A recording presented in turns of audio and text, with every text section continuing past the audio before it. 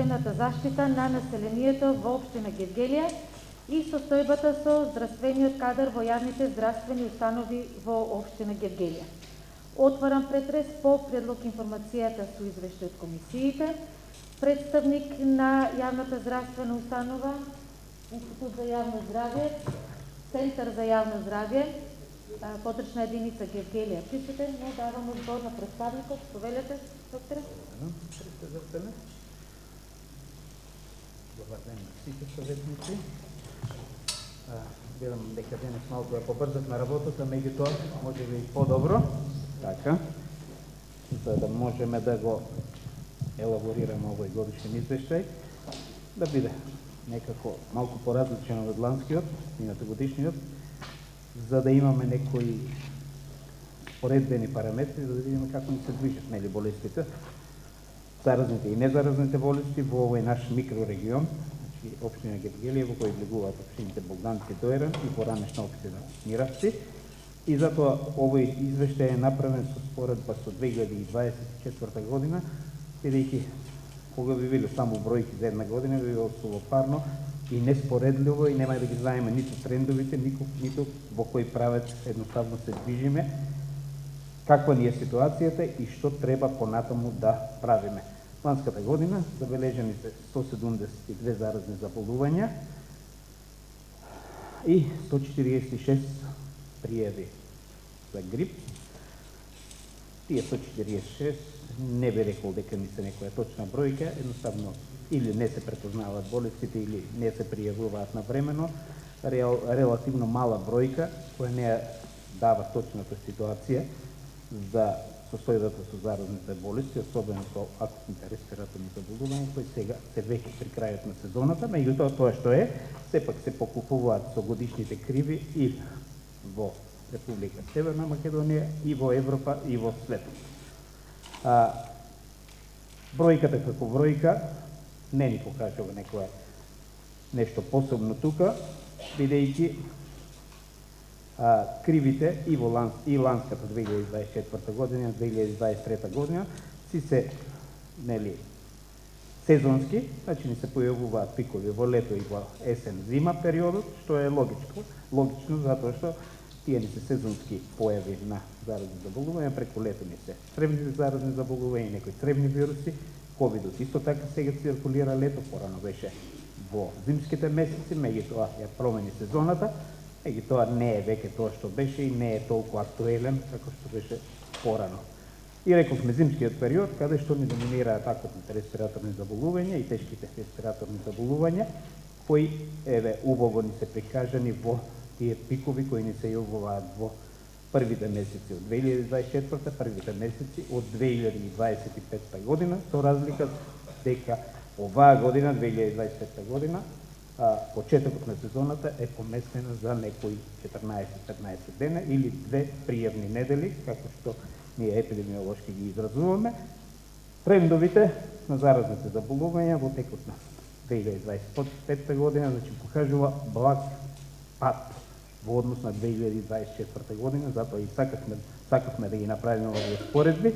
Благ пат, што е, нели, да речеме, во еден дел за пофалба, меѓутоа имаме некои работи кои и не ни се баш за пофалба, затоа што прв пат во Македонија, и мораше тука во Гевгелија да биде, е регистриран првиот случај на чикунгуња, тоа е трета тропска заразна болест, која, нели, ја очекувавме, меѓутоа се мислевме дека ќе се појави на некое друго место, меѓутоа тоа е импортиран случај од Танзанија.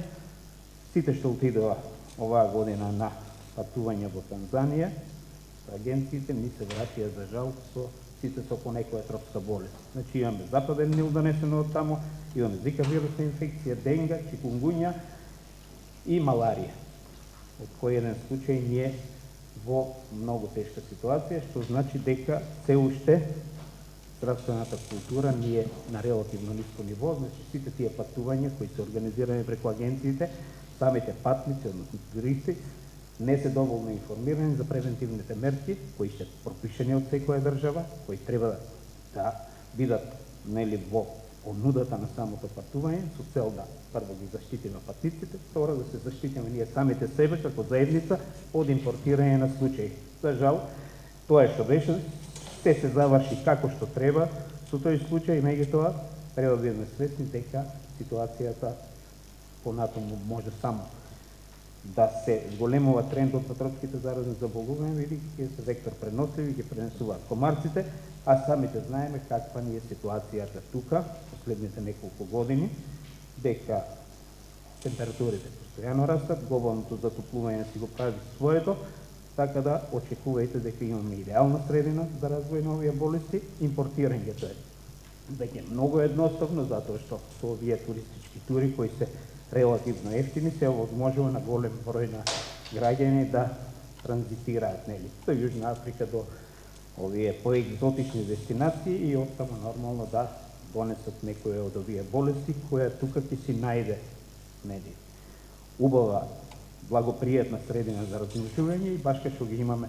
нели, векторите како што се комарците и хрлежите кои се ќе ни пренесат тие болести и ќе мораме да се справуваме со нив во следниот период и затоа веќе бидејќи тоа е поминато веќе на Совет, ќе мора да обрнеме внимание на превентивните мерки, значи ДДД мерките, дезинфекцијата против комарци, е сватено малку посериозно, затоа што ако еден случај ни се јавил, ќе ни се јават и повеќе и мораме ние како заедница да ги преземеме сите мерки кои се неопходно потребни за спречување на развојот на векторите и тоа што е преземано да биде на вистина сериозно спроведено со сериозен надзор, за да тие мерки кои секако општината, нели, и граѓаните ги плаќаат, бидат ефикасни и ние бидеме сигурни дека тоа што е сработено ќе биде на некое си, нели, завидно ниво. Што се однесува до грипот, тоа ни е најактуелно заболување во овој период. Имаше, нели, оваа година ни доминира грипот А, за разлика од ланската година кога имавме доминација на грипот Б. Секаде во светот, значи доминацијата е таа, имаше еден инцидент кој се јави, нели, во јужната полутопка, значи се јави еден подвид на грипот подвид К, кој представуваше, нели, некоја опасност која очекувавме да се прошири низ целата северна полутопка, тоа и се случи, меѓутоа, бидејќи веќе бевме до некаде информирани, тоа и го очекувавме, и што беше поентата, зашто беше заканата од тој тип К, беше затоа што прв пат после, речеме, толку години, самиот вирус на грип направи 7 мутации истовремено, што е огромна бројка и представува навистина сериозен залог за имуниот систем на граѓаните кои мислам дека не беа подготвени за тоа. Меѓутоа, ние како епидемиолози си направивме анализи на вакцините кои беа испорачени оваа година и за среќа сите тие компоненти кои ги содржија, иако некои колеги тврдеа дека се неефикасни, меѓутоа истражувањата наши покажаа дека има многу големо антигено преколкување меѓу компонентите кои беа во вакцината која испорачавме оваа година, особено компонентата Кроација, со оваа подваријанта К, така да даде добар вкрстен имунитет, што гледаме и по самите евиденции во болничките капацитети, колку ние имаме заболени, колку имаме искористеност во дневните болници, во болничките капацитети, со долно респираторно страдание кој одговара на грипот или на некои од респираторните вируси. Така да, мислам дека сезоната ни е при крај, дека сме 8 недела, уште 12 недели ни остануваат од сезоната на грип, меѓутоа самите трендови веќе се имаат надолна линија, очекувам дека пиковите сите се постигнати, имаме надолна линија и не очекуваме некои особени инциденти од тој дел. Меѓутоа, ни се покажа дека оваа година, во споредба со ланската година, поголемиот дел на болнички денови не беа заземени од страна на работоспособното население, иако ние очекувавме да бидат регрутите повеќе од повозрастното население, меѓутоа се случи токму тоа што го очекувавме, значи тие што ни беа вакцинирани, редовните клиенти над 65 години, не ни страдаа оваа година. Значи не беа во болнички услови, не покажаа некоја сериозна симптоматологија, за разлика од работоспособното население кое најмалку се вакцинира и нормално тоа што и предупредувавме, тоа беше децата, односно тинејџери, значи некаде од 14-15 години, средношколците и децата во завршните оделенија на основните училишта. Зошто? Затоа што имаше малку повеќе, ако да кажеме, туристички тури за време на зимскиот распуст, така да имаше трансфер на вирусите многу брзо и при враќањето го имавме тој втор пик што ни се јави оваа година, барем во Гевгелија, како двете уши. Еден ни беше првиот кој го очекува, а вториот ни беше по враќањето од туристичките тури, после една недела од инкубацијата, односно една недела по почнувањето на второто полугодие. И тоа е нешто што ни е нормално, така да очекувано беше се, немавме некои, рековме, јавно здравствени инциденти, да имаме претрпување на болничките капацитети. Дневната болница си функционираше како што треба, се беше организирано, така да, ако треба да дадеме оценка, мислам дека оваа година со тој дел од респираторните заболувања поминавме убаво, како и ланската година. Вакцинацијата се одвиваше одлично, се беше организирано на време, се набавија преку 85.000 вакцини на ниво на Република Македонија. Сите беа испорачени до клиентите, односно до интересентите кои сакаат да се вакцинираат, и тоа си даде свој резултат со тоа што и испорачувањето до Центарите за јавно здравје беше порано, бидејќи ние секоја година апелираме колку што е можно порано да се почне со процесот на вакцинација, така да оваа година беше поместено за, да речеме, половина месец од ланската година. Се надевам дека до година ќе биде уште порано и да се надеваме дека ќе дојде ден кога самата вакцинација против сезонски грип ќе почне во месец септември, кога е сега во моментот најдобро да се почне со неа и ќе даде најдобри ефекти, со оглед на тоа дека сезоните полека ни се поместуваат и на заразните болести и на овие акутни респираторни болести. Што се однесува до другото, ова не е мој домен, меѓутоа се потрудив да соберам информации за болничките капацитети и за извештајот што се однесува за здравствената состојба во болничките капацитети. Тоа треба болниците да го прават, меѓутоа како и да е, направив една поредба помеѓу 2025, 24 и 23 година, за да имаме некој индикатор, за да видиме како ни се движат состојбите. Што се однесува до кадар, 2023 сме имале по оделенијата 9 лекари, 24-та 12, 25-та 12.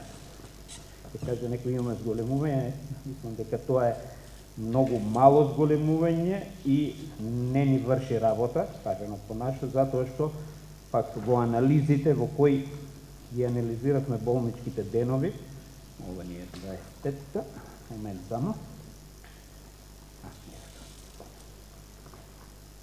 23-та година. Сме имале болнички денови, 23-та година сме имали 48.008 болнички денови, од кои 51% или 24.690 отпаѓаат на возрастната група над 65 години, значи пензионерите. Што е отприлика, нели, некоја си нормална вредност. Меѓутоа, мене ме загрижува, бидејќи и во другите, тука некаде околу 50% е засапеноста. Ме загрижува фактот што сме имале 2023 38.008 болнички денови, 2024 имаме 59.606 болнички денови. Тука е процентот, пак 50 и нешто проценти отпаѓаат па таа возрастна група, меѓутоа рапидно ни растат болничките денови, за во 2025 имаме веќе 62.422 болнички дена, што значи дека Имаме компликации од заразните болести, компликации од хроничните болести кои се незаразни и така натаму, што да речеме ни го зголеме побарувањето за болнички денови за туку речи 50% за 2 години, а ние бројот на лекари и на персонал ни е ист, односно помалку. Што значи дека ние веќе одиме во една вкрцена линија во која имаме тренд за зголемување на болнички денови, а имаме тренд на намалување на персонал и прашање на време како ќе се справуваме со квалитетот и одговорот на самиот здравствен систем кон самите клиенти, односно кон самите пациенти, со оглед на тоа што ни се случува со обтоварувањето на истиот. Значи за 50% на капацитети кои се исти или помали, мислам дека треба веќе да размислуваме сериозно и сериозно да ги сватиме потребите на здравствениот систем од нов кадар, подновување, помладување на кадарот и пополнување на нивните капацитети. И уште мораме, незаобиколно е да ја спомнеме и редовната вакцинација, бидејќи таа ни е превентива, таа ни е основна на едноидно здравје на младите генерации. Последните 10 години имаме проблем, знаете сите, со движењето на антиваксерите, кои ни прават сериозни проблеми, нанесува сериозен удар на превентивниот здравствен систем и за жал резултатите се тие што ги имаме. Ние како општина Гевгелија би можеле да се похвалиме дека се уште се држиме на меѓу првите места во Македонија, меѓутоа процентите не се и нашите за фалење, затоа што за нас успешна вакцинација, успешен процес на вакцинација е на 95%. Ние сме веќе постепено паѓаме. Тие што ни се прифатените вакцини од страна на родителите, се уште си ги одржуваме процентите, меѓутоа одгласениот МРП или ММР, веќе ни е паднат на, да видам само, да, школска училишна вакцинација на 81%, тоа е далеко од колективен имунитет. За ХПВ дури не би ни зборувал. Првата доза 10%. Катастрофално.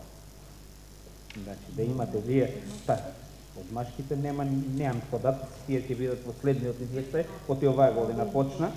Некако успеавме после 10 години интензивни проверувања да ги изметнеме и машките деца за вакцинација против ХПВ, и веќе сите студии докажаа дека партиципира во процесот на развивање на карциноми на дебело црево и на белодробие, на грло и на уште некои органи, а еве тука имаме двајца хирурзи ќе ни кажат која ни е патологијата последните години, колку ние во градот имаме карциноми на дебело црево и на белодробие, и така да одбивате една ваква вакцина која ви ја дават бесплатно, а чини многу пари, е малку илузорно и ќе мораме сакале или не сите да се ангажираме во тој дел за да ги анимираме едноставно родителите да помогнеме во таа воздигнување таа јавно здравствена култура, се со цел да идните генерации ги превенираме. Значи, на вистина има ефекти од тоа.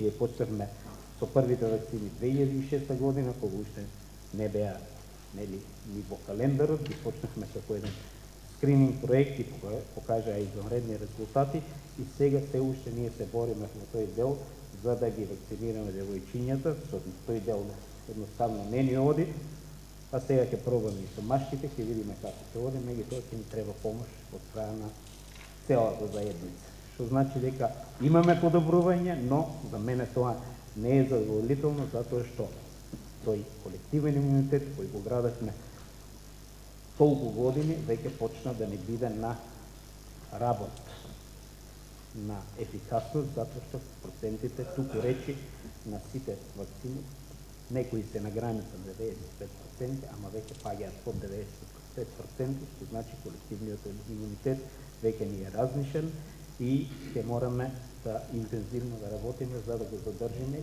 подигнеме и да ги засвршиме темелите на тој колективен имунитет кој ни е основа на јавното здравје.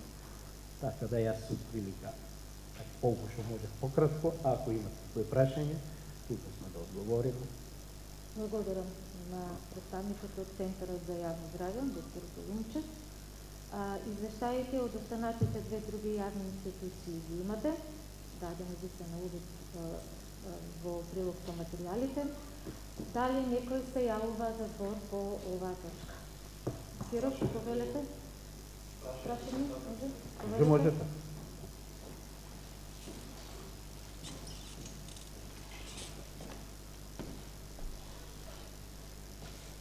Благодарам председателке, благодарам за представникот од Центарот за јавно здравје за исцрпното објаснување.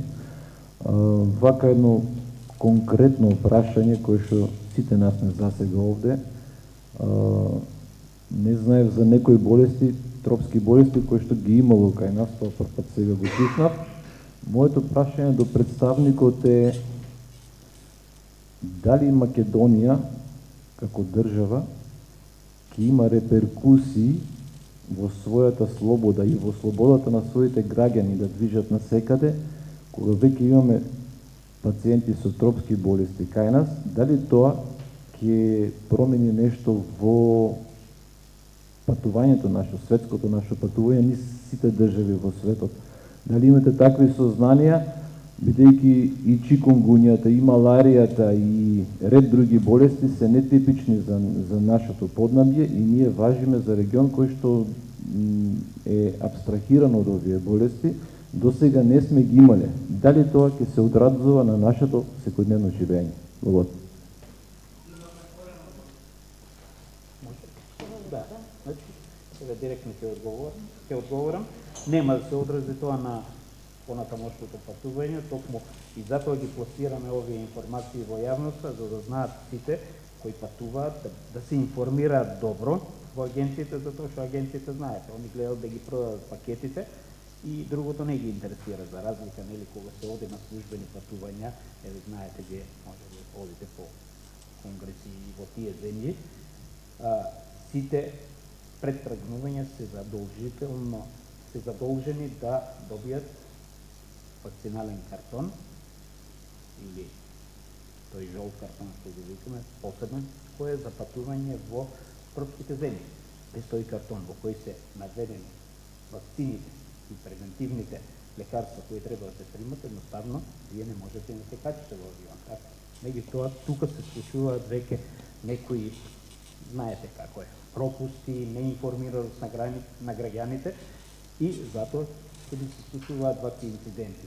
Со сите кои се направени анкетните разговори кажуваат дека никој не ги известил која е опасноста во тие земји, ниту пак им понудил алтернатива што треба или евентуално што мора, по мене би било што мора да се прими како превентива за да се патува безбедно во тие земји. Не е само дали туристот ќе се разбеде, него што ќе ни донесе наступ.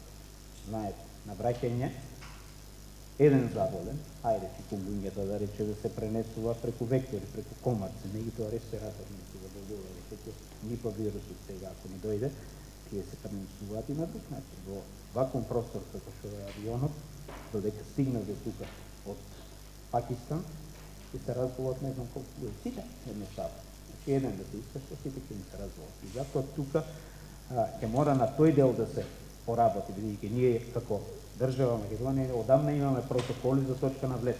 Точка на влез ние кога авионот ќе слета на наша територија и ги имаме сите тие протоколи. Што треба да направиме, како да направиме и се. И тоа очигледно не ни се почитуваат протоколите на точка на излез. Кога се тргнува од Македонија кон други дестинации, што треба да се направи? Имаме протоколи, имаме задолжение, што треба, како што е нели со аџиите, каде што ги почитуваме тие протоколи и тие ги почитуваат, меѓутоа едноставно со туристите некако не ни оди за тоа што овие се, како да речеме, нови тури сега во моментов, кои стана достапни до голем дел, до поширокиот дел од популацијата и луѓето интензивно ги користат и не се информираат доволно. Иако тоа не е нивна работа. Таа е работа на агенцијата да нив ги информира и да им понуди што треба се да се направи. Знаеме ние, тие попрво ќе ги понудат факултативите од кои ќе заработат, отколку што ќе понудат превентивни мерки кои мора да бидат запазени, за да туристот безбедно престојува тамо и безбедно се врати во матичната земја, без да има опасност по неговото здравје и по здравјето на самата заедница. Ако се почитуваат тие мерки, апсолутно нема никаква опасност, бидејќи ние детекцијата ќе ја направиме, значи имаме извонредна вирусолошка лабораторија, чие ниво на биосейфти беше 3, сега е 3,5, за Македонија тоа е одлично ниво, така да лесно ние ќе се справиме со тоа, ама проблемот ни е во, рековме, точката на излез, која ќе мора да се најде начин како да се исконтролира и едноставно, без тие наложени или препорачени мерки, да патниците не бидат пуштени на патување. Значи, тоа е, не гледам друго. Едноставно им треба едукација и малку да се изврши притисок дека самите агенции се должни да го прават тоа, а нека има репоркусии по нив, затоа што тие се, туку речи, директно одговорни за импортирање на вакви случаи во нашата држава. Затоа што температурите, рековме, одговараат, ако ни влезе тука тоа, многу едноставно да се прошири и потоа ќе имаме главоболки и оптеретеност на здравствените системи. Така. Благодарам. Дали некој друг повелете?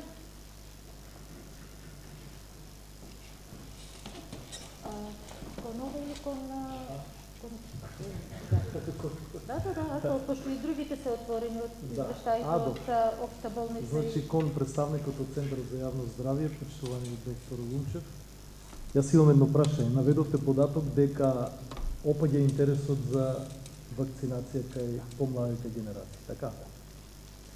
Што мислите по ваше мислење, бидејќи ја пратите оваа материја, сте подлабоко навлезени, дали тоа е резултат на ефикасноста, под наводници, на вакцините против ковид што беа и она антиваксерство кое што се разви на социјалните мрежи и нус појавите кај одредени луѓе што се појавија после тие примени вакцини. Имаме X такви примери и дали тоа се должи на таа недоверба кон тие вакцини па да се рефлектира и на останатите? Видите, сите вакцини во своето упатство и препораки имат забележани нуспојави. Значи не постои идеален пример, нели, на лекарство на вакцина која не носи ризик, нели. Меѓутоа, до сега, во последни, барем јас се занимавам со оваа проблематика 20 години, не сме имале некоја сериозна пријава на нуспојави од страна на вакциналниот процес, да ни се јави некоја сериозна компликација. Може би една-две имавме, се сеќавам кога беше птичиот грип или свинскиот хепатит, сега треба да видам во датотеката, имавме една или две нуспојави, Гелен-Баре синдром, што е честа појава, транзиторна одземеност и толку. Значи, ништо сериозно не сме имале до сега, што се однесува до тоа што сите се плашат, нели, од ММР вакцината, тоа е аутизмот. Како поврзаност. Меѓутоа се направи една толку голема студија, милионска студија, што во светот до сега, во кога постоиме, се нема направена толкова студија, на толку голема, нели, група, на толку голема кохорта и не се најде апсолутно никаква поврзаност помеѓу појавата на аутизам и апликацијата на ММР вакцината. Така да научната села докажа дека не постои никаква врска со тоа.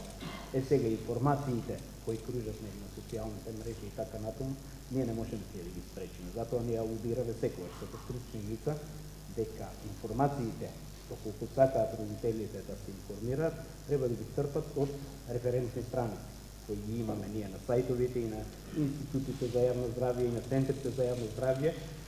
На крајот на краищата тука сме и ние, може слободно да дојдат на разговор кај нас за советување и ние секој пат ќе им ги објасниме кои се бенефитите и колков е процентот на опасност дека би можело нешто да се случи со нивните деца. Меѓутоа, еве, ајде да не кажеме еден пример, ама генерацијата 92 до 94 година, тоа сега излезе постепено кога ги гледаме извештаите, а и на нас веќе дома не се случуваат тие работи, да не речеме 80% од децата, тие се генерациите кога Настана расколот на Југославија, така. Па настана проблем со снабдувањето со вакцини, па дали беа квалитетни, дали не беа, дали имаше, дали немаше. Поголем процент, ајде да не речеме 80% од децата не може да имат потомство. Зошто? Затоа што после тоа имавме паротит епидемија, ако се сеќавате во гимназијата, патит децата. Според календарите ние имаме пропусти во тој дел вакцинацијата, меѓутоа јас сум убеден дека тогаш немаше адекватно снабдување со вакцини, бидејќи нас ги испорачува од Југославија, од Торлак и така натаму, па беше оставено нели на самите родители сами да се снаоѓаат кои како се стаиде некои воопшто и не примија вакцина. Тогаш имавме интервентна вакцинација во гимназијата кога ни се јави епидемијата на паротит, значи епидемија ни се јави токму ради тоа. И тука се препарни. Да, ние ги вакциниравме сите, меѓутоа ние не знаеме дали во меѓувреме, бидејќи некои беа делимично вакцинирани, некои има, некои прележа асимптоматски паротит, а изгледа дека тоа беше поголемиот дел, сега сите лице на инвитро. И се мачат тие наши деца со тоа. Така да се, кога ќе ги гледаме последиците од нешто што веќе туку речи сега ќе направиме една студија со имуноглобулини, со антитела, да видиме дали имаме циркулиращи антитела, ако се потврди, тогаш што сме направили, ние сме изгубили цела генерација деца, кои и нашите се во таа генерација, кои имаат проблем со потомството. И мислам дека бенефитот тука ќе го видиме и кои ние, нели, ќе викаме ќарот, кои ние зијано. Во овој случај имаме многу поголем зијан, затоа што децата, не по нивна вина, не по вина на системот, едноставно така се случи расколот на поранешна Југославија и ние сме изгубили една или две генерации во тој дел. И затоа и не само поради одселувањето, да имаме пад на наталитетот, токму поради овие болести, кои прават, нели, компромитација на во тој дел. Така да, во оглед на вакцините, рековме, ние сме тука во секое време да објасниме и имаме и повисоки инстанци, имаме и колеги кои можеме да понудиме, нели, страници, референтни страници, каде што можат да се прочитаат сите научно базирани истражувања во оглед на квалитетот и ефикасноста на вакцините. Дефинитивно тоа можеме да го гарантираме. Меѓутоа, што се однесува до квалитетот, знаете и самите дека квалитетот зависи од фармацевтските. Што ќе ни донесат, нели, тоа поминува низ комисиите за лекови, кои што ги увезуваат лековите, комисии имаме посебни државни органи кои гарантираат дека се со тие вакцини е во ред. Транспортот, ладен синџир и така натаму. Сега квалитетот на составот, ние се раководиме по тоа што ни го испорачува производителот. Производителот вели дека е секако треба, ние на тоа мораме да веруваме. Така, ние немаме опции да тие вакцини, да речеме, ги реиспитаме. Оти веќе знаете, теории на заговор колку што сакаме има. Кажат, ама чекајте, ние сме Западен Балкан, на нас ни пуштаат неквалитетни вакцини и така натаму. Тука веќе не е коректно да зборуваме за тоа си се одговорни производвачите, односно фармацевтските компании. Така да, по нашиот дел ние добиваме вакцини кои се светски признаени, кои се со сертификат, тие се европските производители, ќе да добиваме од друго место, исклучува се тие Пастер и холандските фирми, Sanofi и Glaxo, така да, ако има посебни линии за Западен Балкан, посебни за Европа, тоа не можеме да знаеме, тоа е во областа, нели, веќе е спекулација, така да, знаете како, тоа што е, иде со декларација, запечатено, со жигови, со серијски броеви, со се, кај нас гаранција даваме дека, бидејќи имаме трчтагови за транспортот, имаме за чувањето на вакцините, за апликацијата, обучени се сите, сега за тоа не би можел и не би сакал да влегувам во таа тематика која не е моја област. За процесите гарантираме дека се кај нас, бидејќи се уште да може би е предност, се уште важат тие војните епидемиологии од поранешна Југославија, што беа добри тие обуки, се уште ги применуваме тие и се до сега. Добро. Дали некој друг се јавува за збор? Открите извештај. Широк, повелете. Повтор. По прв пат не се пријави никој. Повелете.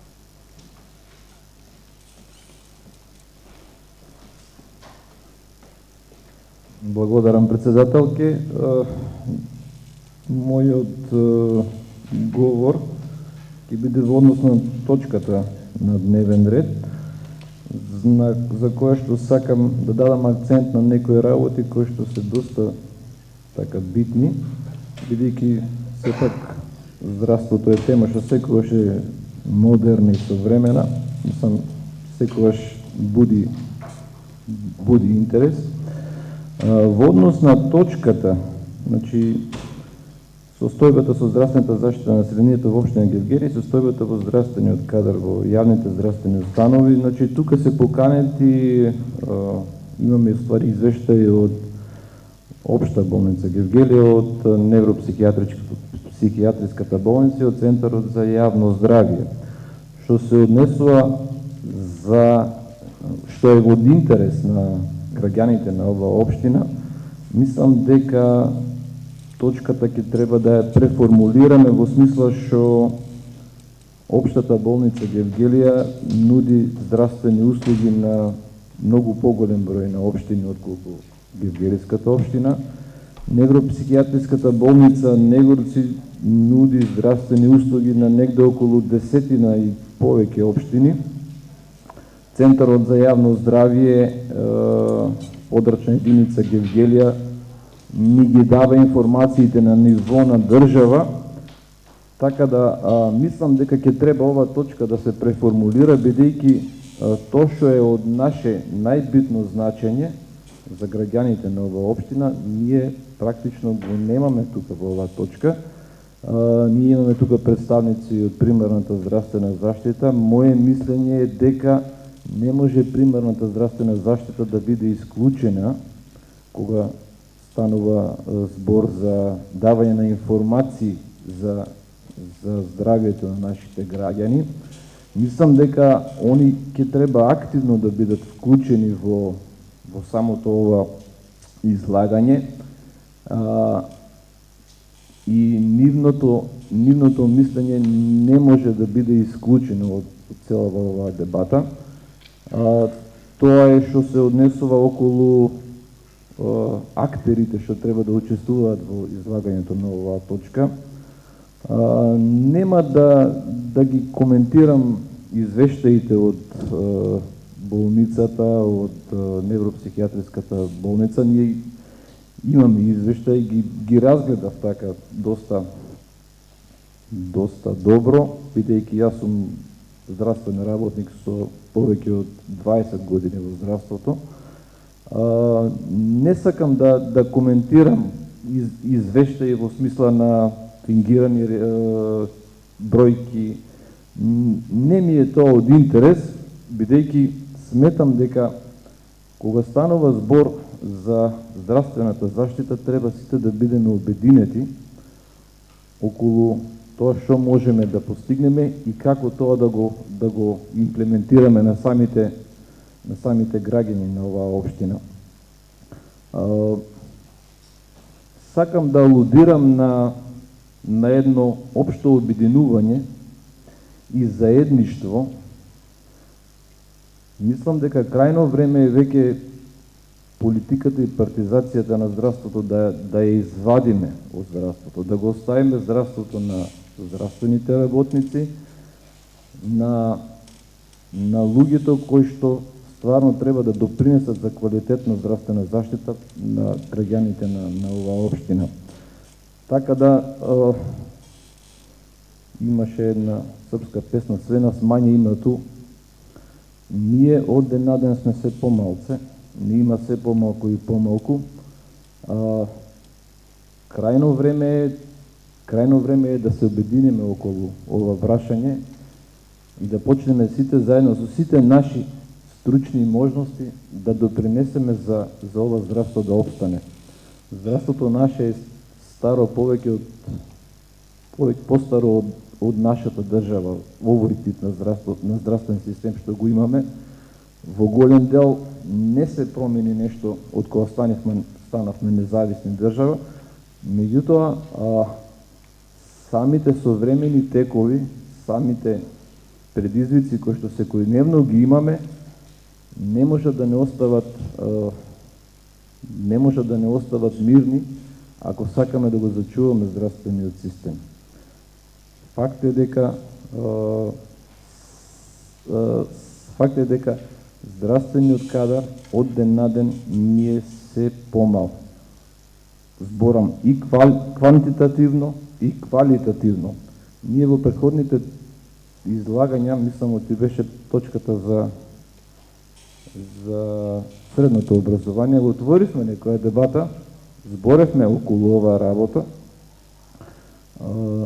Мораме да се вложиме сите себе си, со сите ресурси што ги имаме да работиме на здравствениот систем. Уште една работа што би сакал, неќем да одземам веќе од време, уште една работа што сакам да кажам, што сакам да алудирам е улогата на општината во обезбедувањето на здравствената заштита на граѓаните, бидејќи сите овие институции кои што денеска ни дадоа извештаи, административно нашата општина ниту финансиски, ниту административно ги должи. Така да не може општина Гевгелија да биде ненаблюдувач на сите овие работи. Ние како советници и нашата општина мора да изнајде решенија да му помогне на здравствениот систем со сите механизми правни кои што таа ги има, дали се тоа кампањи, дали реклами, симпозиуми, едукации, мора да се потруди општина Гевгелија да лобира на централно ниво, за да можеме да ја подобриме ситуацијата најповеќе со здравствениот кадар. Најболната точка кај нас сега во моментот е здравствениот кадар. На секој ниво, почнувајќи од специјалисти, преку среден медицински персонал, преку помошен медицински персонал, бројката ни е секој ден помала, а за жал и квалитетот кој што го добиваме е за жал помал. Нема да навлегувам во причините заради тоа што претходно веќе зборевме нешто за тоа. На крајот на денот сите сме божни пациенти, така да мислам дека ни треба една голема обединетост околу здравствениот систем, да се потрудиме сите во своите можности и знаења да допринесеме кон подобар здравствен систем. Благодарам.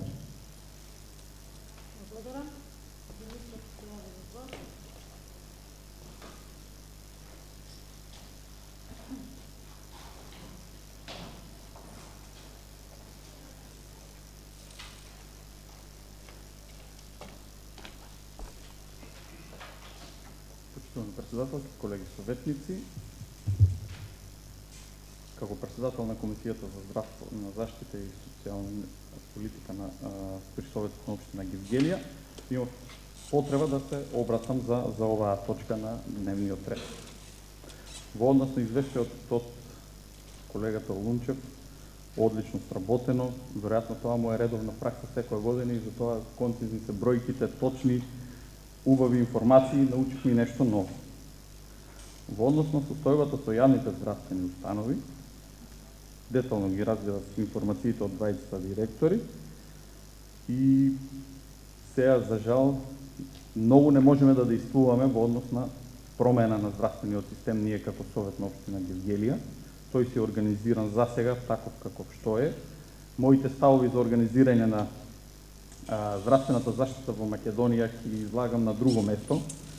Не е ни времето ни местото за тоа, ќе одземам многу време и ќе бидам премногу долг. Трите столба на здравствена заштита ги знаеме, посебно здравствените работници кои што сме тука. Така да информирани сме за примарно, секундарно и терцијарно ниво на здравствена заштита. Општите лекари се примарно ниво, ние како здравствени установи, психијатрска болница Негорци и општа болница со проширен дејност Гевгелија сме секундарен столб на здравствената заштита во нашата земја. Сега како здравствени установи кои што обстојуваат на територијата на општина Гевгелија, се соочуваме со бројни предизвици, меѓутоа имаме и што да се пофалиме. Ќе се задржам на институцијата каде што доаѓам и каде што работам, каде што после долги години имаме колега ортопед кој што работи тука, и имаме уште еден колега кој што ќе ни се врати од специализација и ќе имаме комплетно ортопедско оделение. Минатата недела изведовме и првите две артроскопски операции со помош на нов артроскоп, нов лапароскопски стол, нова напредна технологија и нови процедури кои што за прв пат се изведуваат тука, и во оваа прилика би го поздравил колегата Калковалиев, ако ме гледа. Му реков дека ќе го спомнам, затоа што не видовме реклама од институцијата на Facebook и не објавивме на телевизија. Во однос на другите оделенија ни се реновира одделот за интерни болести, тоа е донација од приватна општествено одговорна компанија и тоа е за поздравување, да има повеќе такви компании, да можеме сите оддели да ги реновираме, би било супер. Дупата ми критика. Може оделението за гинекологија и акушерство да го зголеми бројот на породување, да го зголеми обемот на сложени хируршки гинеколошки интервенции.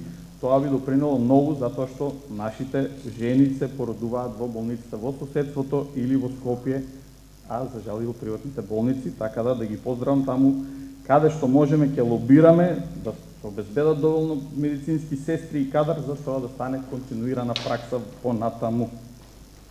Во однос на вработувањата, 9 вработувања навеле директорите, тие треба да бидат 59. Не знам како е систематизацијата, не сум бил во управните одбори, не сум бил директор никогаш, меѓутоа ни требаат подитно медицински сестри, и тоа што сега го работиме да продолжиме понатаму и да го унапредуваме. Во однос на мамографот се надевам дека ќе стигне оваа година, за да можеме да ги вршиме редовните превентивни прегледи и ќе ни помогне за следење на пациентите и пациентките кои што се веќе оперирани од малегни болести на дојки, да не одат во соседните општини преку проектот за кабинет за дојка, така да бидат иследувани тука. Колегите од одделот за рентген тоа се обучени и тоа соодветно го вршат, ги диагностицираат сите состојби на дојката. Во однос на оделението од каде што потекнувам, би се заангажирал, еве и со колегата Киров, да добиеме уште 20 специјализанти по општа хирургија, за да можеме понатаму во годините што следуваат, затоа што специјализацијата е процес од 6 години, не е процес од година-2, да можеме да продолжиме со исто темпо на работа. Во моментот згрижуваме пациенти од Неготино, од Кавадарци, вршиме рутински хируршки интервенции за пациентите од соседните општини. Тоа веќе рутина е за Дојран, Богданци и Валандово. Ние секако ги обскрбуваме нив со секундарна здравствена заштита. Во однос на ние како совет, еве, колегата нагласи, обединување и задржување на здравствениот кадар, да, ни е потребен, треба целосно да се ангажираме, да добиеме какви такви, да кажам, ветувања за континуитет во вработувањето, да не биде тоа само во одредени периоди, да кажам, оваа година ќе вработиме 20 души и после 10 години не вработуваме никого, бара континуитет, затоа што редовно имаме колеги повозрасни кои што заминуваат во пензија, нивните места се пополнуваат со ад-хок решенија или се носат доктори за одредени профили од други здравствени установи. Така да се надевам дека нема да имаме некој црно сценарио за нашите здравствени установи, напротив, ќе почнеме да се модернизираме, веќе имаме 3 современи оперативни сали, реновирани со помош на проекти од Европската унија финансирани, дел финансирани од средства од болницата.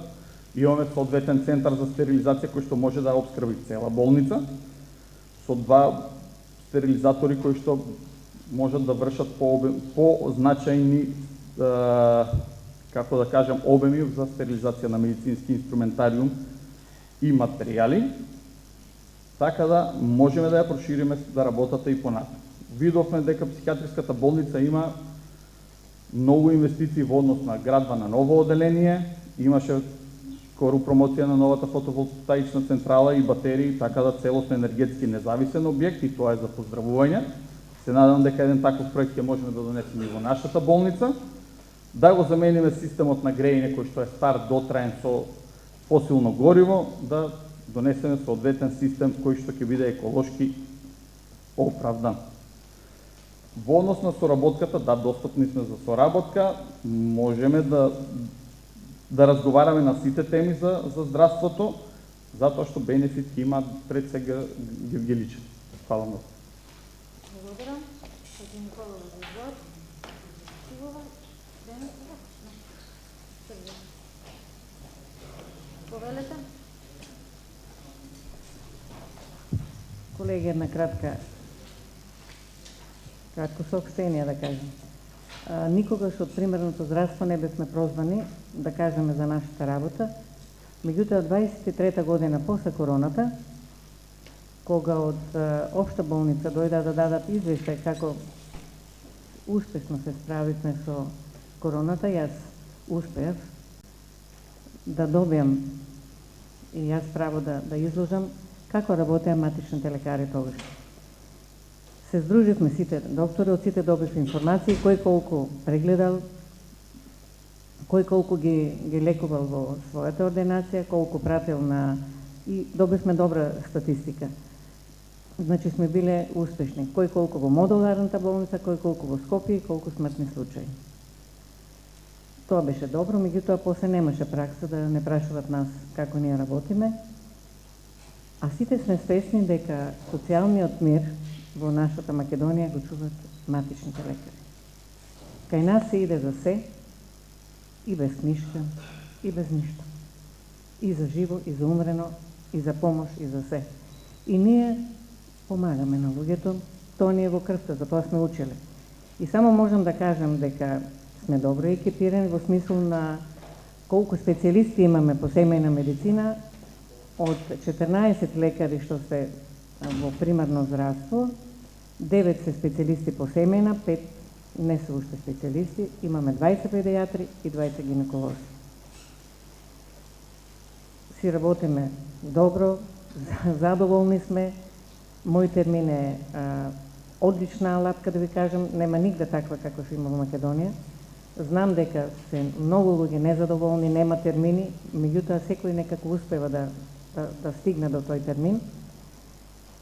Само што ни фалат лекари и апаратура. Тоа ни фали. Во здравството влегуваат многу пари и ако се раководи со нив како што треба, ќе има се. Се надевам дека ќе се успеа во тоа еден ден да видиме дека се луѓето многу задоволни, во смисла да бидат во секоја смисла примени кај лекарите и оперирани и прегледани и се. Секојдневно слушаме како е. Не успеал да добие мој термин, мора да оди на приватно, меѓутоа ќе биде подобро. И мамографот ќе стигне, кажа дека оваа година ќе биде и тоа ќе биде многу добро за скрининг на сите жени во Гевгелија. И сите го чекаме тоа. Благодарам. Благодарам. Дали поведете?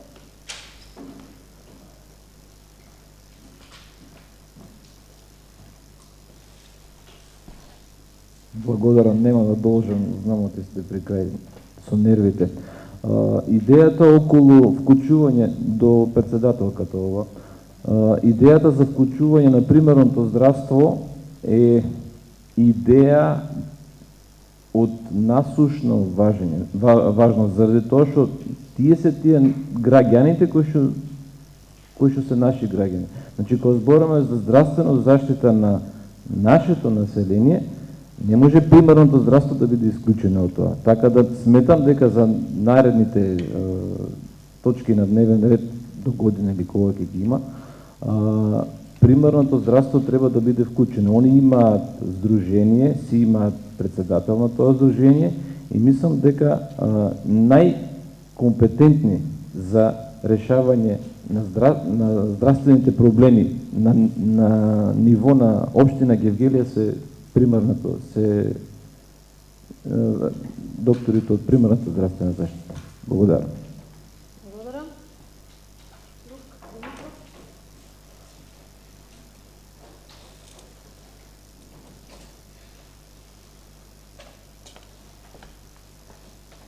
Во однос на планот на работењето на Советот на општина Гевгелија, како председател на Комисијата за здравство, следната информација ќе биде со вклучување на докторите од примарното здравство. Поставам пред Сдруженијето на матични Ќе ги искомуницираме на соодветен начин со соодветна бројка да бидат покриени сите матични лекари. Благодарам. Дали некој друг се јавува за збор? Доколку не, дозволете ми јас да земам на кратко збор. Јас лично од мој име сакам да ми се заблагодарам на сите здравствени работници, а и соработници во општина Гевгелија, што ги принуваат и се грижат за сите наши сограѓани, за нас лично, за нашите фамилии. И лично верувам и се надевам дека е така, дека сите настапуваат професионално и се компетентни за работата која ја работат.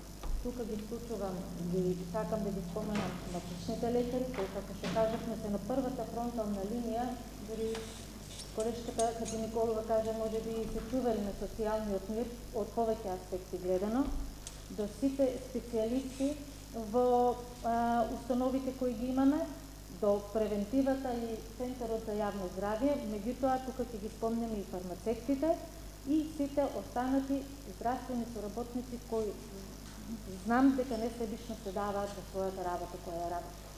Едно кратко прашање, може би нешто како сугестија и колку ми е издржано прашањево или констатацијата која ќе упатам до представникот од јавно здравје, излеговте со една статистика која кај мене роди љубопитство од аспект на болнички денови, хоспитални денови на пациентите во општината.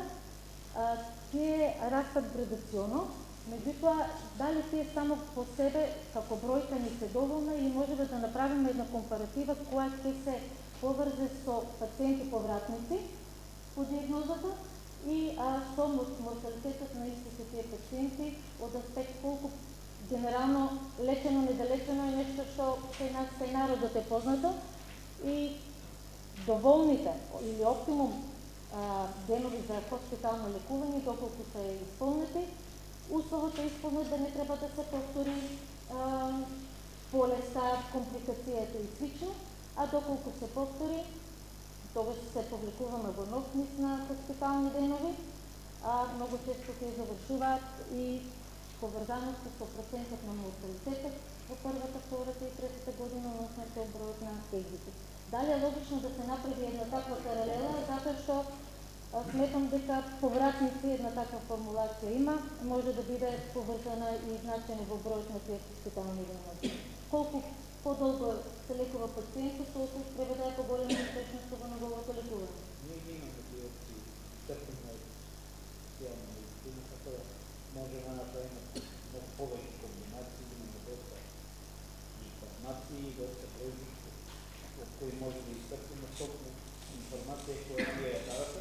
Да, може би имаме повратници, меѓутоа тука можеме да го вметнеме во тие болнички денови, токму што и колегите рекла дека имаме пруžање на здравствени услуги и фонд општина Гевгелија кои доаѓаат тука и затоа ни растат болничките денови кои се резултат на една успешност на одделение. И особено тие прекоснение кои се справува со пациенти тука веќе положени условите на трансформација и тоа не е целно успешноста на болницата и треба ние тие капацитети да ги стимулираме со нови апарати, со услови за работење и нормално со повеќе кредити, затоа што годината треба повеќе да се инвестира во тоа одделение, што се покажува измерење резултати. Ќе направиме анализи, само вие побарајте што треба, не никако проблем не е, само вие побарајте, ние сме тука да изработиме. Благодарам. Дали некој друг се јавува за збор? Со тоа сметам дека дискусијата по точката 42, точка 41 за состојбата со здравствена заштита на населението е исцрпена. Благодарам на представникот од Јавно здравје за присуството и излагањето. Само да потврдам уште еднаш, ме известија во меѓувреме дека представникот на Македонско јавното предпријатие Македонски шуми не е тука, има најавено отсутство на задолжително патување, на деловен состав. Информацијата во врска со шумскиот фонд е доставена. Дали ќе се вклучиме во дебата, доколку имате прашања, слободно можеме да ги искажеме на говорницата, а представниците од институцијата Македонски шуми да одговорат дополнително. Алфинова? Може? Се вклучиме во расправа.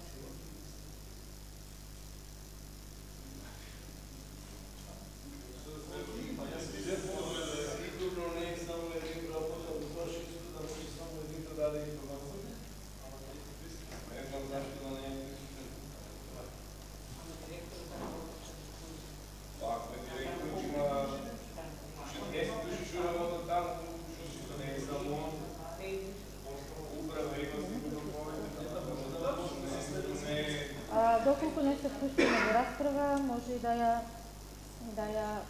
представиме за следната седмица. Дали сме согласни по тоа?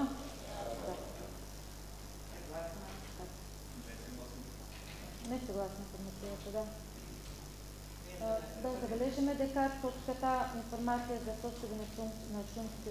состојбите со шумскиот фонд преминува како точка на дневен ред на следната седмица.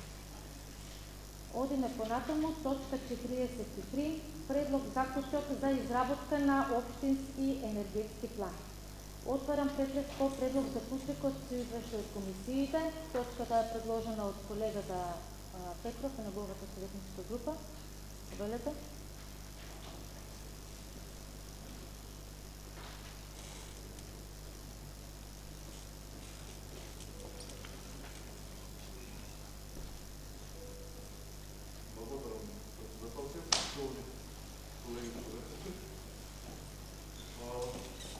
Ова предлог и иницијатива, заклучок,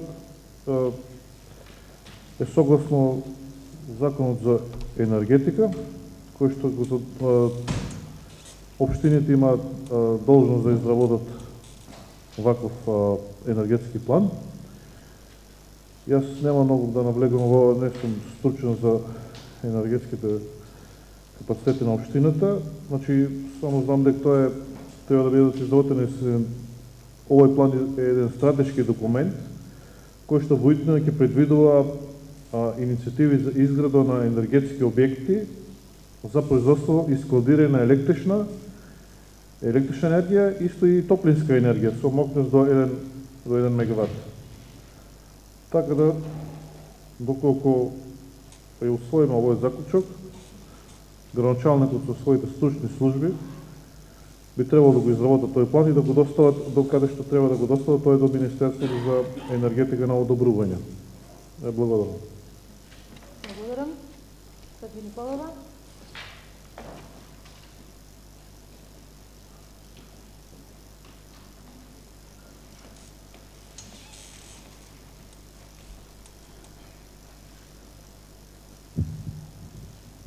Почитувани колеги, како што кажа и колегата Никола, Општински енергетски план е стратешки документ кој предвидува изградба на објекти за производство на електрична и топлинска енергија, како и складирање на истата до 1 мегават.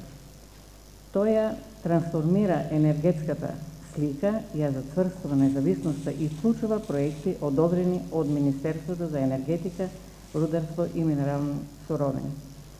Клучни аспекти на општинските енергетски планови се неколку. Прво, цел производство на енергија од обновливи извори и обезбедување на енергетска независност на локално ниво. Опфаќа проекти за изградба на мали енергетски капацитети до 1 мегават.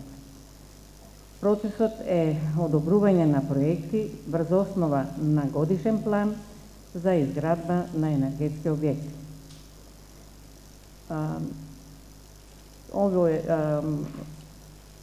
Во декември 2025 година беше донесен закон за енергетска независност на сите општини во Министерството за енергетика. Беше доставен до сите општини како потреба сите општини да си направат план за енергетска независност. Меѓутоа, не беа спремни, побараа помош од ЗЕЛС, а ЗЕЛС побара помош од Министерството во смисол на кој начин да се направи план и обука на општинските административни работници како да го изработат тој план. И сега е тоа во тек, ќе бидат повикувани сите општини на обуки за да знаат како да го изработат планот. И имат рок до 30 декември 26 година да го дадат планот. Значи имаме уште време, кога ќе биде изработен планот, ќе биде доставен до нас како советници, ние да го прифатиме, а потоа ќе биде испратен до Министерството за енергетика и ќе биде јавно достапен. Затоа што не е спремна администрацијата да го направи планот, затоа што не се биле на обуки. Никој, ова е прв пат во нашата држава. Советничката група на ВМРО ќе гласи нема да го прифати, да ја прифати оваа точка на колегата Никола, бидеме неутрални и ќе чекаме да дојде денот кога ќе ни биде доставен планот. Благодарам. Дали некој друг се јавува за збор? Петров?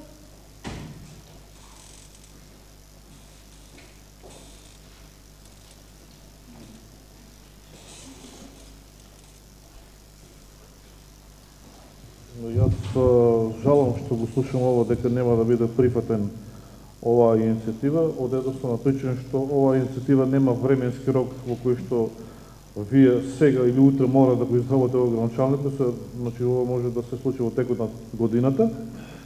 И второ, дека веќе некои општини во државата имаат го донесено овој енергетски план, а за начинот на изработка во законот го пишува, има правилници донесени и самиот закон и Министерството ги наведува лицата кои што треба да го изработат на заемна помош и подршка за изработка на тој план.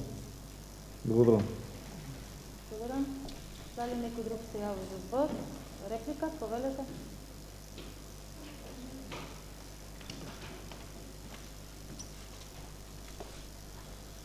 Јас објаснив дека, да, знам, околу 3-4 општини имат изработено, од 80 општини го имат изработено планот.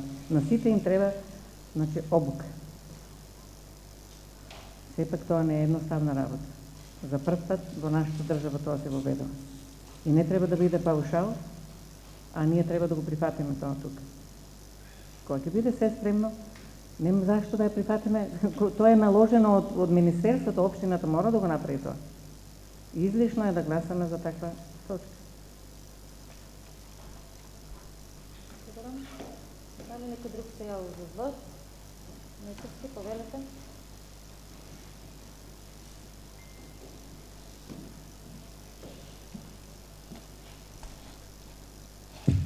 Благодарам. Значи, јас прв пат слушам за ваков енергетски план, дека имаме обврска да го изработиме и тоа е за поздравување, меѓутоа да посчам и на двајцата претходни дискутанти. Без вклучување на инженери и енергетичари во изработка на таков план, ниту администрација може да изработи, ниту пак да го прецизира тој план. Значи, тука треба да бидат вклучени високостручни лица, се работи за сериозна материја, така да џабе ние сега да дискутираме. Значи, со вклучување на таква фела може да се заврши, да се изработи еден квалитетен план. Па дури во овој контекст да спомнам и резервоарот што се прави за газ во Александрополис, може би ние како општина треба да размислуваме со изработка тука на секундарна и терцијална мрежа за домаќинствата да бидат вклучени кога гасовото наскоро ќе проработи. Сега не знам колку е рокот. Тоа ни е сериозна шанса за такво нешто и би требало општината како општина и градоначалникот да размислуваат за еден таков крупен зафат. Благодарам. Благодарам. Дали некој друг? Петров, реплика? Не че се представам.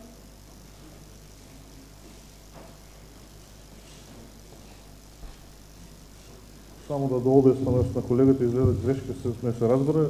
Наша задача не е да го ние изработиме тој енергетски план, како што кажав и претходно. Значи ние само донесуваме одлука дека го задолжуваме градоначалникот, а тој ќе задолжи стручните служби, дали ќе распише јавен повик, кај што ќе се јават некои приватни фирми или стручни служби во општината кои што се специализирани за таа област, како што кажавте вие стручни лица од енергетиката, кои што тие познаваат таа материја и ќе го изработуваат. Ние само треба да го направиме првиот чекор тука. Ние не изработуваме план, само даваме, како да кажем, амин за почеток на таа процедура. Благодарам. Дали некој друг се јавува за збор?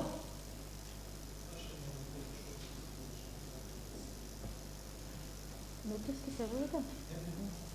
Доколку никој друг не се јавува за збор, точката 43 ја ставам на гласање.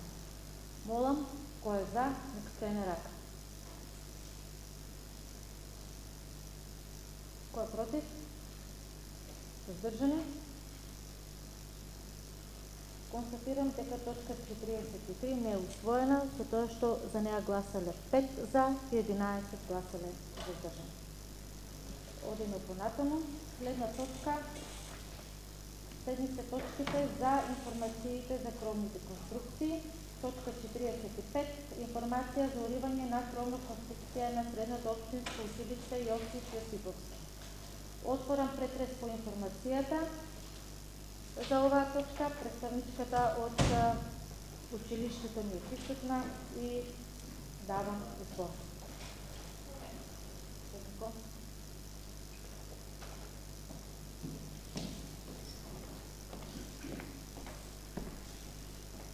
Добар ден уште еднаш.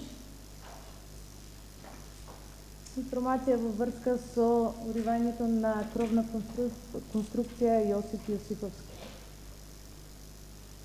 Кај вас е допратено уште еднаш, да кажам, писмена форма за настанот од вечерта до денес, она што се случува во меѓувреме.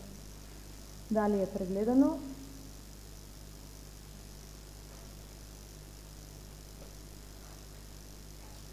Да.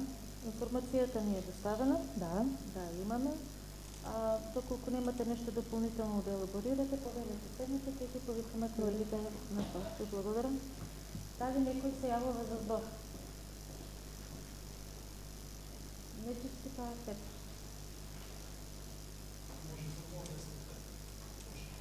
Петров, повелете. Колегата ви го отстапа за ред.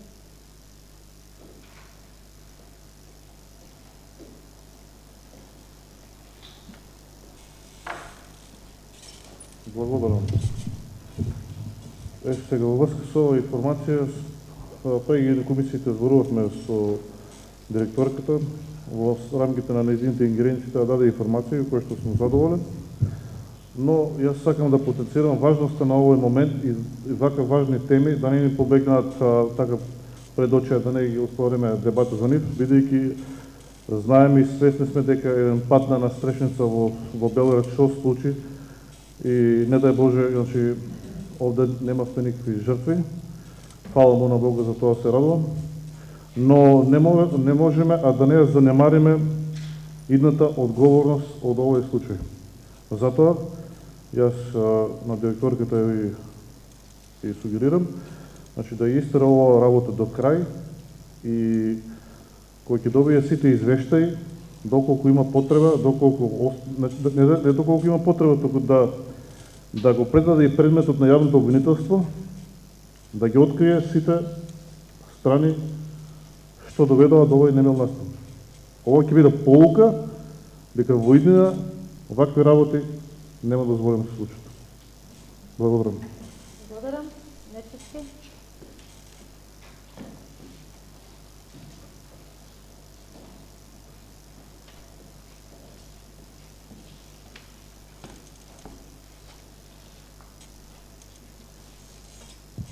Почитувани, Вака, јас се осеќам најодговорен да дадам образложение за кровната конструкција, бидејќи таа конструкција се реконструираше во мое време кога бев директор.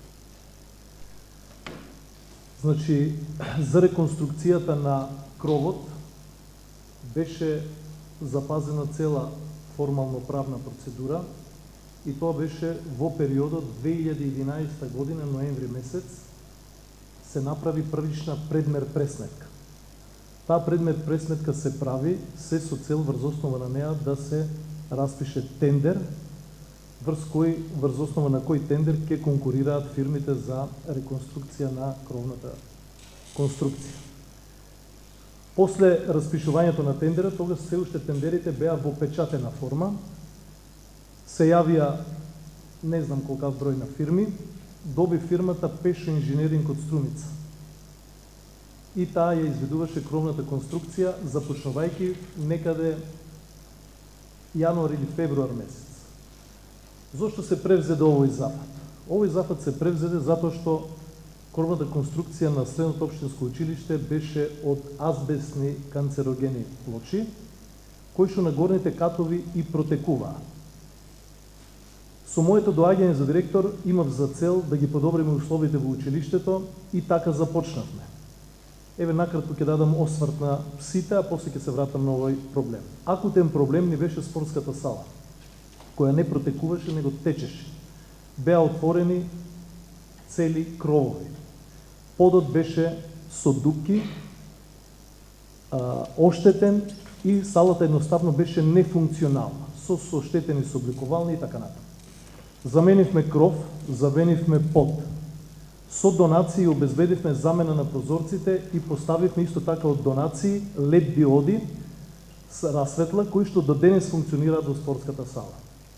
Потоа се огради училишниот двор, се постави термофасада, се заменија прозорците на училиштето, се поставиат бекатонирани патеки во училиштето, се променија подовите на неколку најоштетени училници со ламиниран под, се обезбедија LCD проектори и за прв пат се поставија две паметни табли, едната беше донација од T-Mobile, другата ја купивме. Паралелно на тоа, водевме сметка за заштеда на средства и за моја среќа успеав за мандатот од 8,5 години да заштедам 500.000 евра од блок дотациите, со кои што изработивме проект и ја направивме угостителско-туристичката сала.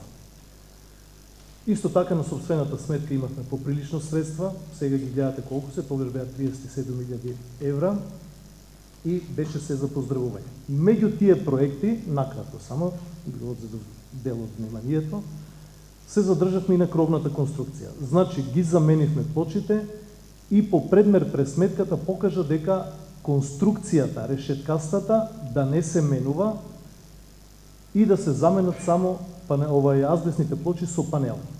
И тоа го направивме. Тоа го направивме, значи, 2012 година, ми се чини дека проектот заврши некаде околу мај месец. 2014 година, по вака слично невреме со послаб интензитет на ветер, кој што според податоците од Хидрометеоролошкиот завод изнесуваше некаде близу 80 км на час, по моја проценка летна 1/3 од панелот. Тоа е источниот дел према Солун 53. Значи, тој последен дел, 1/3, летна плочите, летна за време на настава. Се собра сите, односно ги собрав сите релевантни фактори во градот, архитекти, градежници, да видиме што можеме да преземеме и каде е дефект. Дадоа некои инструкции, направивме што направивме, повторна проценка беше дека конструкцијата останува иста. Не знам кога е правена таа конструкција, бидејќи зградата, источниот блок е почнат со изградба во 52 година, а во 53 година започнала наставата да се изведува во Средното општинско училиште. Со таа реконструкција, значи беше децидно наведено да не ни се повтори ситуацијата, обеќа и изведувач сега не се сеќавам, да не спомнувам имена, бидејќи не сум сигурен кој беше, се направи конструкцијата и функционираше до оној ден, средата, кој датум беше, не знам, кога ни се случи повторно силен ветар, што апсолутно не е за оправдување. По податоците од Хидрометеоролошкиот завод, силината на ветерот беше 84,6 км на час, со повремени валови од 90 км.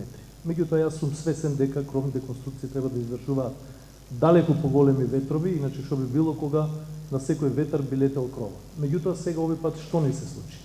Ни се случи откорнување на решеткастата конструкција. Значи, не беа само панелите откорнати, буквално се откорна цела решеткаста конструкција. Тука сега во прашање, дали таа конструкција е деградирана со тек на време, не знам кога е поставувана, немам поим за таа работа. Јас од кога сум вработен знам дека немало реконструкција на кров, што значи е некаде пред 90-та година поставувана, така да тоа е цела работа. Значи, од наша страна, направена е предметпредставка, распишана е јавна набавка, добил изведувач, спомна повторно Пешо инженеринг од Струмица, обезведен е надзор, беше фирмата Гоја, позната е во Гевгелија, лиценциран надзор, кој што, ако приметите на оние таблите каде што се градат објекти, секаде во 90% случаи стои Гоја и примопредавање на објектот. Значи, правниот дел, оној што е формално правен, со комисијата за јавни набавки е целосно спроведен од наша страна. Во делот на стручноста не можам да се мешам и тука ги охрабрувам од моја гледна точка надлежните институции да превземат, сега не знам колку е можна некои санкции за период изминат од 12-26, скоро 14 години, да се го испитаат случајот и да поведеме сериозна сметка за изведувачите и надзорот. Јас во една дискусија тука мислам спомнав дека најопасна комбинација е ако надзорот и инвеститорот се здружат. Не сакам да шпекулирам дека е тука нешто здружено, меѓутоа одговорноста на надзорот е пред се и на изведувачот. И затоа сакам да ви потенцирам дека овој пат не се откорнати панелните плочи, а откорната е цела решеткаста конструкција. Буквално има слики за тоа, сигурно ги видовте сите на Facebook, од зацементираниот врзаниот дел на конструкцијата е целосно откорнат.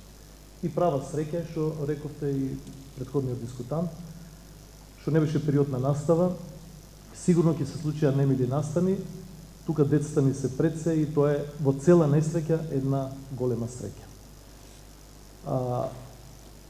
Сметам дека сегашниот кров што ќе се реконструира, како ќе биде изведено, не знам, тоа претпоставам дека општината ќе го води. Можеби најдобро е, бидејќи е изложен на силна ветрометина тој северен дел, со конзолниот дел што е после, ние дури со реконструкцијата го скрапивме конзолниот дел, меѓутоа панелот има една карактеристика што има способност да го шмукува ветерот, а после шмуканиот ветер се создава силен притисок. Силен притисок, знаеме дека притисокот е сила по површина, нели? Колку поголема сила, колку поголема површина, се создава поголем притисок. Затоа би апелирал со мојата скромна стручност, иако јас сум инженер по вокација, меѓутоа од друга фела, не од градежната фела, би апелирал да се градат овие поновите типови на кровови, скриени кровови што се, без да има конзолен издаток, за да не може ветерот да влегува внатре. Меѓутоа, тука ни се појавува па друг проблем, еве сега да ве запознам и со таа работа, новиот дел што е изграден, трите страточилници, исто е со скриен кров, ама за жал протекува.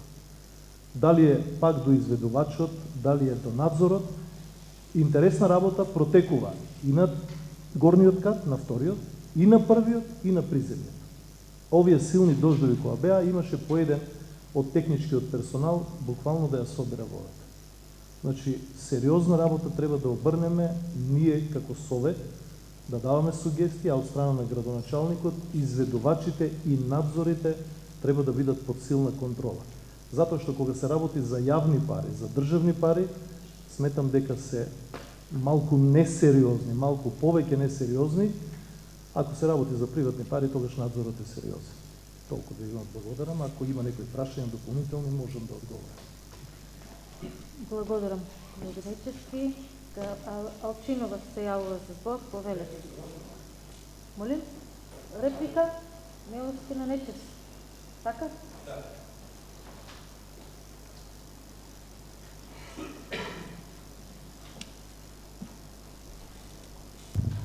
Благодарам, председателке. Не планирав да се јавам за збор, меѓутоа самата дискусија на колегата Нечевски ме натера, затоа што да, за пофалба е се она што е направено во периодот кога господинот Нечевски беше директор на таа институција.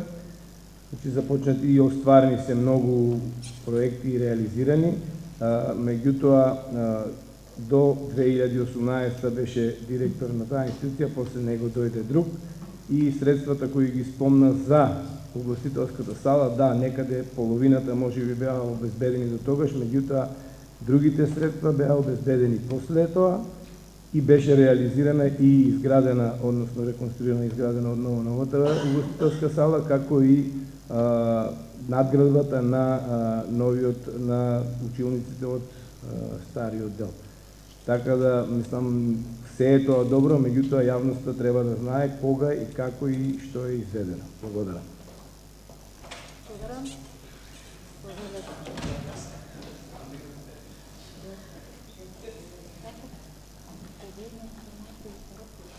Значи вака сега, јас не ја знам, точно е тоа, после мене ме наследи колегата Неловски, меѓутоа на сметката од блок дотациите остана заштедата од 500.000 евра и предмер пред сметката покажуваше дека угостителско-туристичката сала ќе чини толку. Со тоа што беше направен и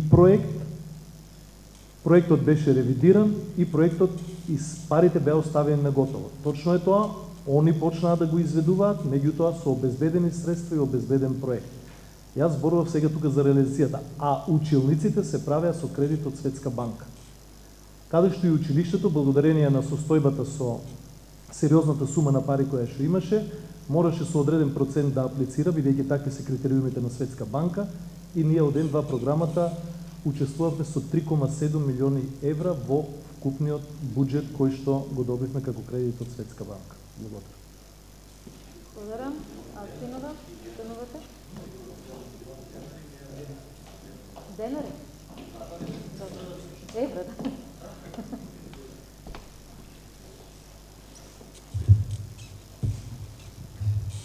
Почитуван председавач на Совет, почитувани колеги советници, почитувани представници на општинската администрација, почитувана јавност, добар ден. Зборуваме за објект во кој предстојуваат деца. Зборуваме за безбедноста на нашите ученици, за безбедноста на професорите и за одговорноста на институциите. Како советничка група која делува од позиција на опозиција, наша задача е да поставуваме прашања, да бараме одговори и да обезбедиме отчетност. Ова е прашање на јавна безбедност и одговорност. Ова не е прв пат, ова е втор пат и повторувам по втор пат се случува уривање на кровната конструкција во истото училиште. Се поставува прашањето дали треба да се случи некоја поголема трагедија па да станеме свесни за последиците. Кој ќе сноси одговорноста и дали е покрената постапка за одговорност. Кога веќе два пати паѓа кровната конструкција во една иста установа, тогаш станува збор за сериозен пропуст во изведбата, слаб надзор или за неодговорност при трошење на јавните пари.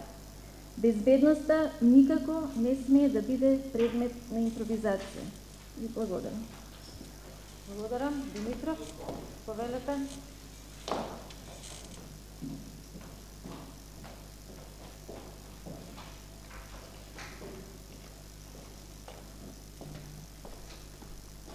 Почитувана председателке, убаво ја разбирав информацијата доставена од новата директорка на Средното општинско училиште Јосиф Јосифовски. Убаво го изслушав колегата Нечевски, кој што беше детален. Значи, во објаснувањето, во постапките, во процедурите. Убаво ја исчитав домашната задача како информација од новата директорка. во однос на превземените чекори и тоа е за поздравување. Излезено е на терен, повикани се одговорните служби, пријавен е настанот, проследени се информациите од страна од директорката, тоа што зборуваше колегата Нечевски, изведувач, не би навлегувал во имиња, после да не добиам некоја тужба, таму не знам. Меѓутоа, во однос на настанот, така е, среќа во несреќа што нема жртви, нема повредени. Сега наред е да се изработи проект, ова е жолт картон, да речеме, сме поминале без последици за среќа, следниот изведувач или проектант да испланира соодветно кровно решение, соодветна кровна конструкција, затоа што можеби трета среќа нема да има. И тој што ќе го изведува, да го направи соодветно. Добро е што наставата не трпи, значи класовите се заменети со учениците се згрижени и имаат редовна настава, така да немаме изостаноци и продолжување на учебната година, така да и тоа е за поздравување, затоа што за кратко време е најдено решение за учениците, така да се одвива наставата соодветно, без ограничувања, така да во иднина ќе го следиме случајот и ќе видиме постапките кои што ќе ги преземат институциите. Благодарам. Благодарам. Повелете.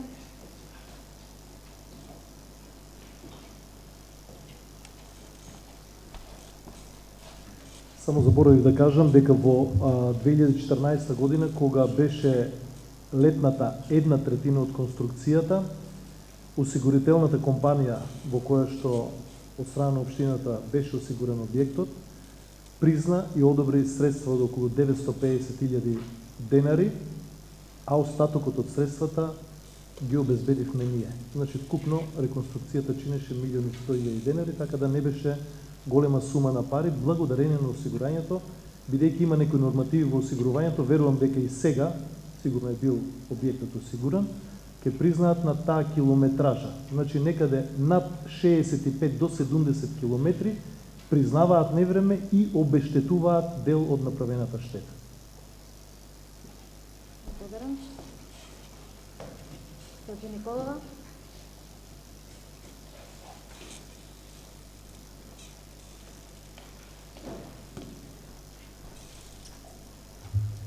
Памтам времења кога во Гевгелија ветер дуваше и со денови.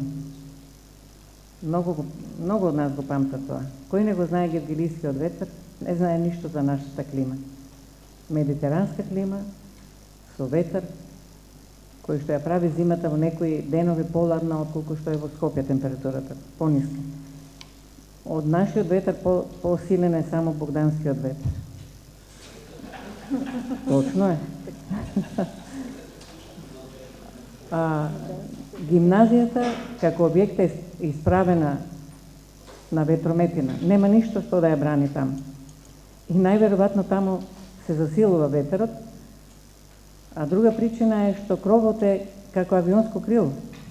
Таква му е конструкцијата, од озгора ако притиска ветерот се со помалку од една атмосфера, од оздола повеќе од една атмосфера, лета како крило. Среќа во таа несреќа, незгода е што немало никој, не е никој повреден, нема други материјални штети од околу па да плаќа општината или да кажем училиштето. Слава на Господ што никој не погина. Кој е одговорен, како е одговорен? Ветерот е најодговорен. Таква му била на тој кров судбината да лета. Не е смешно, жално е, меѓутоа сигурно во иднина ќе се направи нешто по-конкретно и по-добро. Убава ни е гимназијата, убав е тој училишен центар. Да не фрлеме камења по сите и да бараме специјално обвинителство и суди како кацарска. Благодариме. Доколку никој друг не се јавува за збор, повелете. Значи вака, јас би сакала пред да се заблагодарам на брзата интервенција од градоначалникот МВР и комуналец за истата вечер, за да може да биде обезбедена територијата да не доаѓа до некои одредени повреди и по-големи штети. И мора да бидеме малку предпазливи кога зборуваме за некои работи, а тоа е, тука беше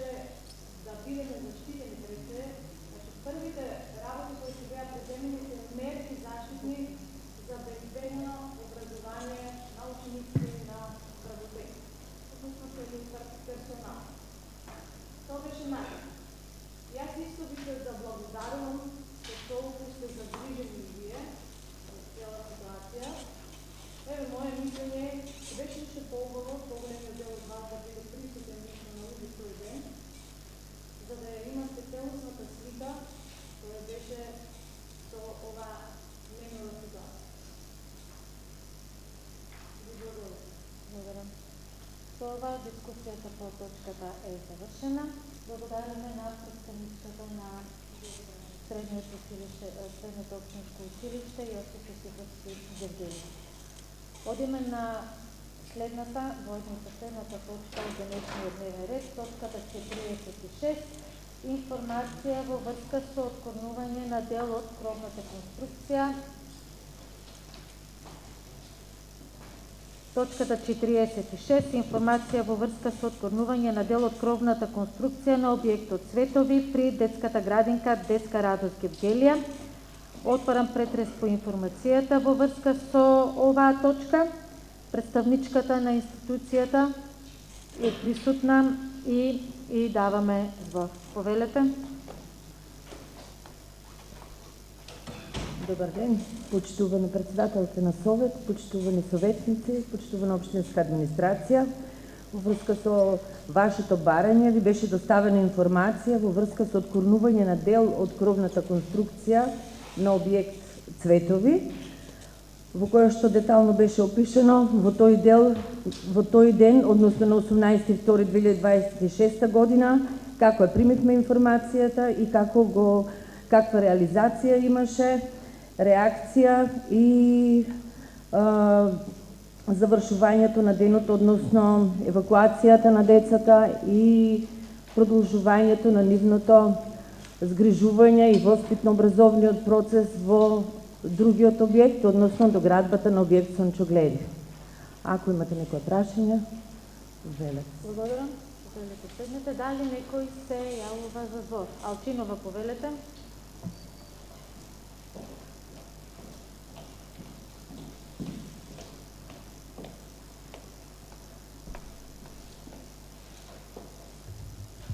Информација во врска со откорнувањето или оштетувањето на дел од кровната конструкција на објектот Цветови при детската градинка Деска Радост од Гевгелија. Нашата советничка група поднесе иницијатива со која бараше на дневен ред да се стави информација во врска со откорнување или оштетување на дел од кровната конструкција на градинката и сметавме и се уште сметаме дека ова прашање е од итен карактер, дека Советот има обврска да расправа за него. Станува збор за безбедност, станува збор за условите во кои предстајуваат децата, за вработените лица и за одговорноста на институциите. Не можеме и не смееме да дозволиме прашањата кои се однесуваат на потенцијален ризик по здравјето и безбедноста на децата и вработените да бидат маргинализирани. Ние сметаме дека нема повисок приоритет од сигурноста на децата. Благодарам. Благодарам. Дали некој друг се јавува за збор? Доколку никој друг не се јавува за збор, дискусијата по оваа точка е исцрпена и точката е заклучува. Со ова, колеги советници, дневниот ред на седмата седница на Советот на општина Гевгелија е исцрпен. Ви благодарам за соработката и присуството.